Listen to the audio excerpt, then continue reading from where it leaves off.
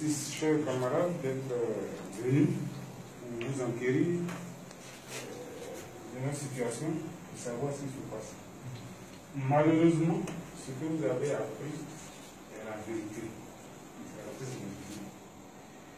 Le samedi, notre directeur de publication a été convoqué à la brigade de recherche. Il s'agissait de répondre à un papier qui avait été écrit sur la mutinerie des forces spéciales à Diaké. En fait, le sujet du papier, c'était la prime des familles de 7 millions que les forces spéciales réclamaient.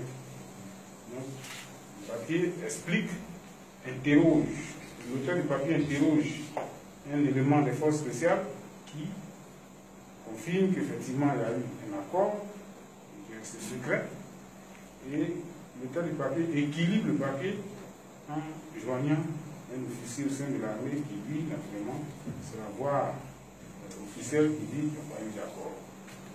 Donc, fort de ça, le papier est publié. C'est pour ça qu'on appelle. Donc, bien entendu, c'est quand il sera libéré qu'il va nous dire en quoi cette position. Donc, il a pu rentrer chez lui le samedi. Le dimanche, il est retourné à la brigade de recherche sous convocation des mêmes gendarmes. Jusqu'à 15 h, on était en contact. Il n'était pas encore reçu. Jusqu'à 19 h, j'ai pu le joindre. Il m'a envoyé un message qui me dit que jusque-là, il n'est pas encore auditionné. On a commencé à trouver ça curieux. Parce qu'ils étaient là-bas depuis le matin et on les faisait traîner inutilement. Et il y a aussi d'autres confrères qui sont aussi avec eux, de Soir Info, de l'Inter et de notre voix. Donc, c'est vers un peu avant 22 h, quand notre DG est venu nous voir, et il nous a dit qu'il faisait un tour à la brigade de recherche. Nous, on attendait les dernières informations pour savoir comment il fallait orienter les papiers. Car autour de 22 h, nous avons appris que nos collaborateurs, nos confrères étaient transférés au camp Agouan. Les démarches qui ont été entreprises pour nous voir n'ont pas pu aboutir.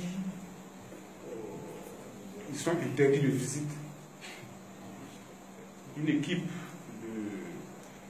des rédactions de LG Info et de l'État s'est rendue sur le lieu pour voir comment ils se portent, pour apporter manger, éventuellement voir s'ils avaient besoin de prendre leurs médicaments.